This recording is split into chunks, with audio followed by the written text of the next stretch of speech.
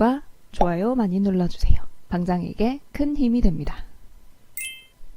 안녕하세요. 홀릭입니다. 반갑습니다. 이번 7월 FOMC는요. 7월 30일 그리고 31일 이틀에 걸쳐서 진행되었고요. 8월 1일 새벽 3시에 FOMC 성명서가 발표되었습니다. 연방준비제도는 기준금리를 2.00에서 2.25%로 0.25%포인트 인하했으며 이것은 이제 2008년 말 이후 11년 만에 첫 번째 인하입니다. 연준은 성명서에서 글로벌 경제 상황과 낮은 물가로 인해 금리를 인하한다고 설명했으며 앞으로 보유자산을 줄이는 양적 긴축도 예정보다 2달 앞당긴 8월 달에 종료한다고 밝혔습니다. 그런데 금리 인하가 장기 인하 사이클의 시작은 아니다. 장기 인하 사이클은 지금 우리가 보는 것도 지금 관점도 아니다. 라고 한 제롬 파월 의장의 발언 때문에 시장이 실망했습니다.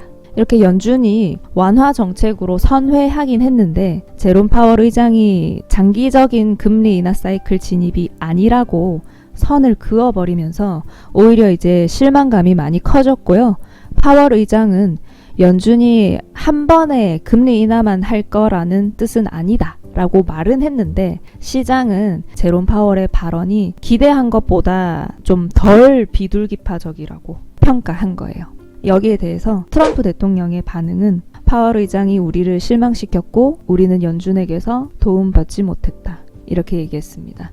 그래서 이제 FOMC 성명서 발표한 이후의 움직임으로는 일단 증시는 큰 폭으로 빠졌고요. 유로도 큰 폭으로 빠졌어요. 골드 혼조세 보이다가 하락했고요. 달러가 강세로 돌아섰습니다. 일단 이 중에서 유로가 크게 빠진 이유, 이제 연준은 덜 비둘기파적이었다. 그리고 유럽 중앙은행은 공격적으로 완화 정책을 펼칠 것이다. 이런 기대가 상대적으로 커져가지고 유로가 큰 폭으로 하락했어요.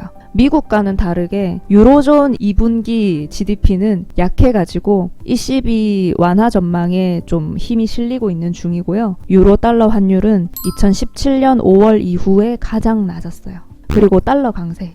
이제 성명서 발표 다음에 달러화는 상승폭을 키워줬는데 이미 올해 안에 2번 또는 3번의 금리 인하를 할 것이라고 기대감이 이미 시장에 반영되어 있었던 거예요. 그래서 금리가 내려가면 달러 매력이 떨어져요.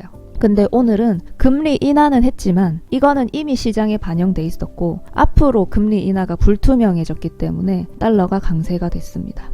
네, 이번에 FOMC의 특징을 좀 정리해보면요. 일단은 미국 경기 때문이다가 아니고 글로벌 경기 둔화 그리고 낮은 물가 때문에 금리를 내렸다는 점을 부각해줬거든요. 최근에 미국의 경제지표는 결과물이 예상치보다 되게 좋았기 때문에 이 부분을 강조한 거라고 생각돼요. 그리고 전반적인 그 경기 상황에 대해서는 고용시장도 강하게 유지됐고 경제활동 완만한 속도로 증가해왔다. 이거 이제 연준에서 발표한 내용이에요. 그리고 앞으로 경기 전망에 대해서는 이런 움직임, 금리 인하는 경제활동의 지속적인 확장과 강한 고용시장 환경, 위원회의 대칭적인 목표인 2% 부근의 인플레이션이 가장 유력한 결과로 보이는데 이런 전망에 대한 불확실성은 여전히 남아있다. 고 말했습니다. 그러니까 금리 인하를 하면서 지금 현재 저물가 상황을 연준의 목표치인 2%대로 올려줄 수는 있을 거다. 근데 이에 대한 전망도 확실하진 않다. 뭐 이런 식으로 해석해도 괜찮을 것 같아요.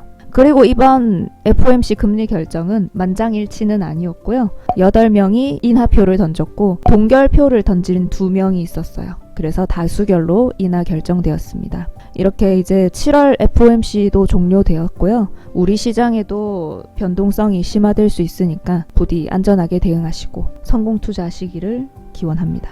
오늘도 화이팅입니다.